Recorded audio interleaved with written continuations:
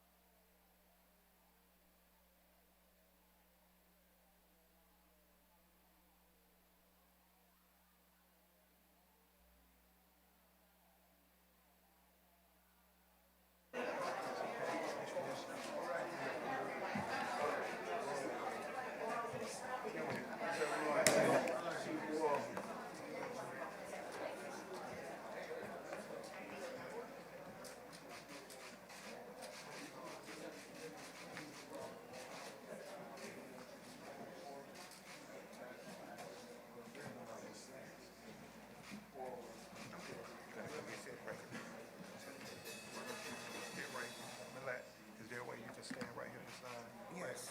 Okay. And have your yes on the other side of me. Get on the side in between the mirror and red. No, yeah, come over here. Right. There you go. That's so we.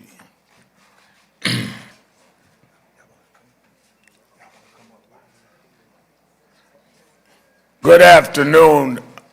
Standing to my left is Dr. Ilyasa Shabazz, daughter of Malcolm Shabazz, and Shabazz, daughter of Malcolm and Betty Shabazz. To the left of Dr. Ilyasa is the mayor of the city of New York, Eric Adams, and to the right of Malak is the Attorney General of Black America, Ben Crump. Beside us is the legal team. Let me say that 100 years ago today, Malcolm X was born. And the centennial of his birth is being celebrated all over the country. But we wanted to celebrate it in Harlem, in different places. Tonight at the Shabazz Center will be a gala. But I wanted to have this press conference with the mayor at the House of Justice because Malcolm was bigger than just one group and one place. I grew up in the Luther King movement here in New York. At 13, became youth director to that chapter. The mayor grew up in the House of the Lord with Bishop Daughtry. We worked and marched together for many years. Many people tried to, in the media, isolate Malcolm. But Malcolm, even though there may have been tactical differences sometimes, Malcolm's goals was the same goals as Dr. King's and everyone else. The media tried to play the game of one against the other when it was really, if you had a sports analogy, it was who was going to be the point guard and who was going to be the blocker. And that was about our, as a world, gaining. Don't ever forget, it was Malcolm that globalized the struggle, took us all over the world, and made it more than just civil rights, which we needed and still need, but also human rights on an international level. It was Malcolm that talked about the Bandung Conference. It was Malcolm that talked about us relating to Africa. It was Malcolm that formed the OAAU, Organization of African American Unity, and wanted to build an umbrella for all of us. So there's no one part that owns Malcolm, and there's no one part that speaks totally as Malcolm's spokesperson other than his family. I was blessed that when I was surprisingly called by Dr. Betty Shabazz, she was working at that time at Medgar College, and she called me and told me to come to her office. And I came to her office, and she said, Reverend Al, your daughters are now 3 and 4 years old. I said, yes. She says, they have to go to school next year. I said, yes. She said, take them over to Johnson Preparatory School. I said, that's a private school. She said, yeah, I know. I said, well, I can't afford a private school. She said, I paid for the first 2 years. She said, people had to help me with my daughters, and I don't want your daughters to have to be the name Shopton in a public school. And we became close ever since then. So she was the godmother to my daughters, even though we came out the King movement.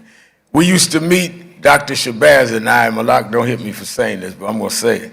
We used to meet at the Wilson's Chickens and Waffle and used to joke that we were on a diet. This was diet syrup on our pancakes. But I will never forget how she told me one day how viciously they killed her husband. She said, what you don't know, Al, he spent the night at the New York Hilton. He got a call threatening him that morning saying, brother, your time is up. He drove up to Harlem, to where we be tonight at the Audubon, and parked several blocks away and walked to the Audubon, giving them every opportunity. She said, but they didn't want to give him the dignity of that. They wanted to shoot him in front of his family. She said, I was sitting on the front row, and they took one of my daughter's dolls as a prop, and then they came down and stood over him and unloaded the guns, and I saw his body jumping. She was in Dr. Shabazz's stomach. He never got to see Malak and her twin. That's how vicious this was. And there's always been those that contend that law enforcement in New York did not do enough to deal with the hurt of this family and the protection of Malcolm X. That's why on his 100th anniversary, the family and the mayor of New York have engaged in conversations on how we can deal with the New York City trying to deal with whatever happened on February 21st, 1965. Eric and I grew up in the shadows of Malcolm. And if this generation that produced him as mayor can get to the bottom of what happened and deal with what is right for the family, the city owes Malcolm, the nation owes Malcolm, the world owes Malcolm, and we need to do that for his children. So I wanted to have this so the mayor and the daughters and the attorneys could address you, but we intend on his celebration to also deal with what happened and deal with continuing the mission and continuing the vision of Malcolm X. Malcolm gave us our pride. He gave us our dignity. He made us world citizens. Before we knew who Mandela was, we knew who Malcolm was. Amen. And he made us stand up erect and hold our heads held high. And we could not honor him without honoring Dr. Betty Shabazz, who was the wind between his wings. Before hearing from the mayor and Attorney Crump, I want us to hear from Dr. Ilyasa Shabazz and then Malak, and then we'll hear from the mayor. You know, when it was in the 1950s, when young people were marching, demonstrating, and protesting, asking for civil rights, wanting to integrate schools and so forth, and my father came along just in his 20s, and he said, "We demand our human rights as your brother. We demand our human rights as ordained by God." And he introduced, for the first time, a human rights agenda to the civil rights movement. So we are here looking for truth and justice for our father, for our mother, African diaspora, and all other peoples around the world. And because of my mother and father, I became an international human rights activist at the United Nations. And because of that, all of us need to know that we are African for Africans. Mayor of the City of New York, Mayor Eric Adams. Thank you so much, Reverend Sharpton and the families, and Ben, for being here today. You know, as I was listening to Reverend Sharpton, I couldn't help but to reflect that this is a professional moment, but it's also a personal moment for me. The professional moment is to be very clear. You can lean on me also.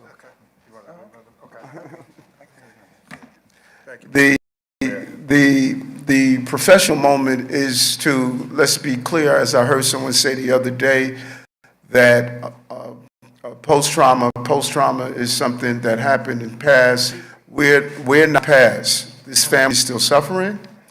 Although the physical bullet hit the body of our brother Malcolm, the emotional anatomy continues to rip apart the anatomy of the emotional impact of this family. You know, to be carried by your mother while your mother experienced trauma, that trauma also goes to the baby that she's carrying, the twins that she was carrying. And for those daughters to be in the room and watch the physical assassination of their dad with so many stories untold, we have to complete the chapter, and I believe that God made it possible for that chapter to be completed while I'm the mayor of the city of New York. I think that's extremely important. And we have to be honest in our analysis. I know we said, the words are that they who killed and assassinated Malcolm. Be clear. These are not just who was in the ballroom at the time. There were many hands that were in play. And that's why this becomes such a powerful moment of the personal part of it. Just yesterday, I was talking about where we are. And many people want to rewrite history. The goal was to publicly lynch and assassinate Malcolm like so many of our leaders. And many people have asked me of what I'm going through right now. Why would the federal government ever do something to you if you did nothing wrong? Ask Malcolm, ask Dr. King, ask the Black Panthers, ask Maulana Karenga, ask Nick, ask Stokely Carmichael. There is the DNA of the history of dismantling black leaders throughout the annals of history, and we have to be honest about that. And when you start to look at the documents that are now being released from our federal authorities and look at some of the horrific behavior that focus on Malcolm, that focus on our leaders during that time, creating conflict and division between them. The long history of that is real and honest. And I am just extremely filled with pride and joy to stand with his two daughters and to sit down with the family's attorney, the people's attorney, to fight to ensure that we could get the emotional pathway of that bullet must stop in this generation. And we can all do it together. There's so much we can do to uplift Malcolm's name. And it's more than placing an X on your cap. It is about finishing the work that Malcolm was doing, what he was doing for human rights issues in the United Nations, how he was standing up to make sure those who were elected for office and participated in the process was doing what's right.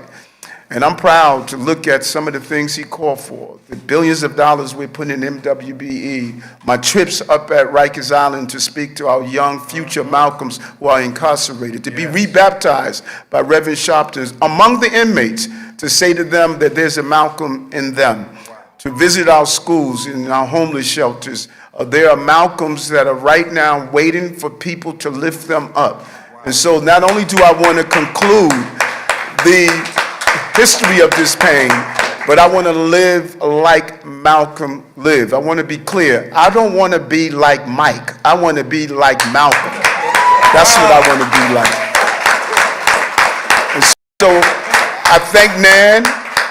I thank this family. Because trust me when I tell you, when you lose a loved one in the capacity that we lost Brother Malcolm and faced in front of his children, it doesn't go away.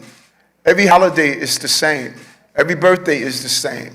It doesn't dissipate because of the number of years, losing him at 39. It doesn't go away. They still feel the pain. And we cannot alleviate, nor can we eradicate that pain.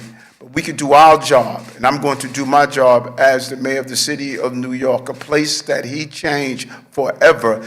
We have the street in his name. Now let's live up to his name. Thank you very much.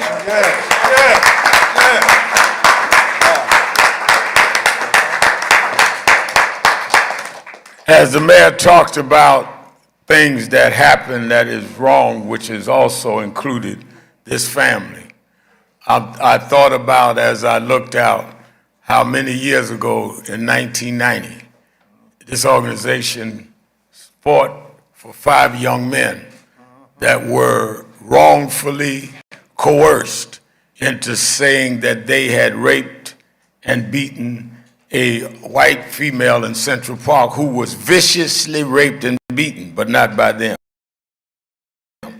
And we fought for them, marched for them, and stood with them through their incarceration, and they were finally vindicated.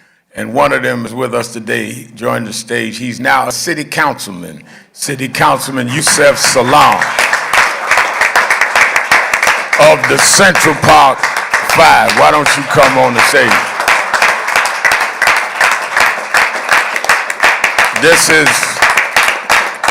is another example of what happens to people which is why before any of the pundits get started on why is the mayor saying this is another example of you need to dig the facts and find out. We're not saying everybody is corrupt, but we're saying that those that were involved, whoever they are, should be dealt with. Now, I've fought all over this country with this brother and even other parts of the world. And he is the Attorney General of Black America. We have fought from the cases in Florida all the way to the George Floyd's, the 5th anniversary, Mr. Mayor, of his assassination is on this Sunday. And Ben and I will be in Houston at his gravesite. I preached the funerals and committed his body, buried him next to his mother, and we'll be there to have a service there with the family. Let us hear from the attorney, Benjamin Crump. Thank you so much, Reverend Al, for your leadership. Thank you, Mayor Adams, for your leadership. Thank you so much, Councilman, for your perseverance. My heart was heavy listening to the mayor be personal about Malcolm X, because Malcolm made it possible for all of us, people in the diaspora, the African diaspora, to have a sense of dignity and humanity and believed that we had a right to self-determination and self-worth, and that, as Dr. Shabazz said, that we declare our rights to be human beings, to be treated as human beings, to be given the rights as human beings by any means necessary. And so, as we sit here today on the 100th anniversary, I think about my great co-counsels, Attorney John Moore, who represented the Central Park Five with other great lawyers, Attorney Flint Taylor, who represented the family of Fred Hampton, who was also slain by government authorities. There is, and Jared Presson and Nabiha, great legal team, fighting for justice for Malcolm. I say this very simply, Reverend Al, as we respect and pay respect to the enduring legacy of Malcolm X, who only got to live on this earth for 39 years before he was killed by the people who pulled the trigger in the Audubon ballroom, but the other people who loaded the gun. The best way that we homage to Malcolm X on his 100th birthday is to continue the fight for justice by any means necessary, to continue the fight for people to have dignity, the oppressed to be able to stand up against the oppressor, the exploited to be able to stand up against the exploiter, as Malcolm did, as nobody had ever done in history. We pay respect to the family, asking for justice and truth and transparency. Isn't that the least what we can do to say happy birthday to Malcolm X? Thank you, Rev. And let me say this, and I said there's a gala tonight, but many of you know, and the Mayor Eric knows, I was mentored, among others, by Reverend Jesse Jackson, who was close to the family. And he called me one day, and he said, Al, I know that y'all think I should be doing this, that, or the other. I grew up as youth director. He said, but you got to understand something. I said, what is that? He said, my generation, he was about three-quarters generation ahead of me. He said, my generation saw Martin killed before 40, 39, Malcolm killed because he was 39, Medgar Evers was 39. All of them never saw 40. He said, I woke up one day, I was 55, I didn't know what to do because my role models never taught me how to get old. Eric Adams and I have gotten over 55. The least we could do is thank God we saw our children become grown. So we owe it to the children that didn't make it to make sure justice is done for them. This could have been our daughters. Our daughters could have suffered what they've had to suffer their life. So it's personal for me. Justice has to come for them, because I would have wanted somebody to fight for my daughters. And their mother had to fight and walk alone many years. There is no Malcolm without us honoring Betty. And she, as I said, she paid the first couple of years education for my daughters. I'm promising I'll make sure her daughters get paid for what they did to their father. Any question? And I'm only taking questions from the media, only on this subject. If you got something else you want to ask Ben about or the mayor about, you can do it at your press conference. This is mine. This is about Malcolm only. Come on, Rabbi. I'm live on TV, sir. I want to ask a question. My program is live. Are you going to announce it twice, or are you going to ask a question? I want to ask a question. Yes. Since most of the records of the other people were assassinated, records are released, I was wondering over the good mayor if we could get the records of the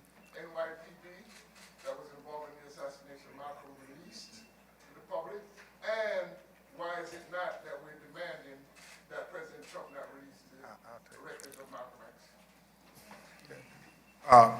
We have formally requested that the FBI release the Malcolm X papers, just as they have released the papers on JFK, RFK, and MLK. That request has been formalized, and thank you for your question, because on this 100th birthday, we renew that request to the federal government. Any other question? Hi, I work for a Dutch paper, Volkskrant. How do you defend the rights of Black Americans in this Trump era with all the time?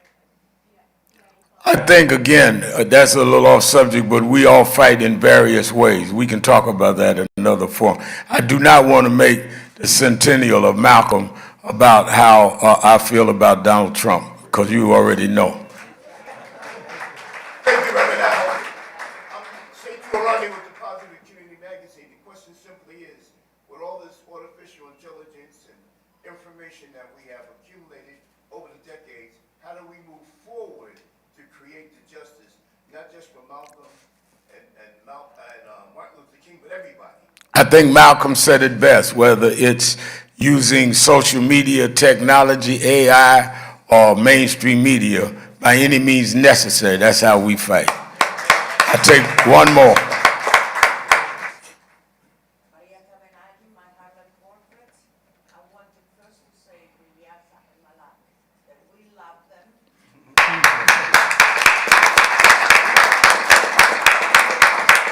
Father has been an inspiration, you know, I mean, in New York and in Harlem because of him. So I want to ask Mr. Trump and the mayor, how long do you think it's going to take to get justice for Malcolm? Because it's taking First, it's not lost on me the diversity of the media that's here. Local press rules. I think that legacy media has had a long history of not properly recording of this information, and so I'm happy to see the local press here from various ethnic groups and backgrounds. Right now, our corporation counsel this is in their hands. They're doing a process that is part of communicating with the legal team, but what we're not going to do is allow this to drag out. And as the mayor, I'm going to continue to ensure that this family receives the justice, and we don't want to do anything that's going to get in the way of doing that. But it is in the hands of the Corp Council right now.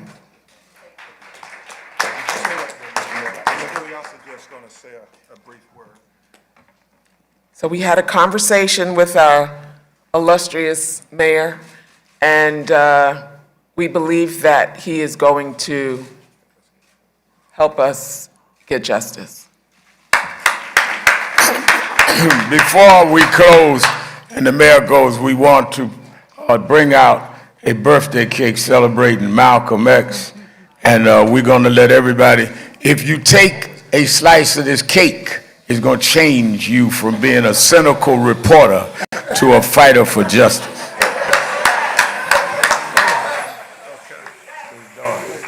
Rev, do we want to step down here, Rev? Maybe we're going to step down, let the girls. Back up. Be able to get the shot if you step down. They want to get the top of the cake. You're going to get another one. Do you need us to hold it while you get it? Okay, help. Okay, Just move this, that'll be. okay. Rev, you might have to sing happy birthday, Rev.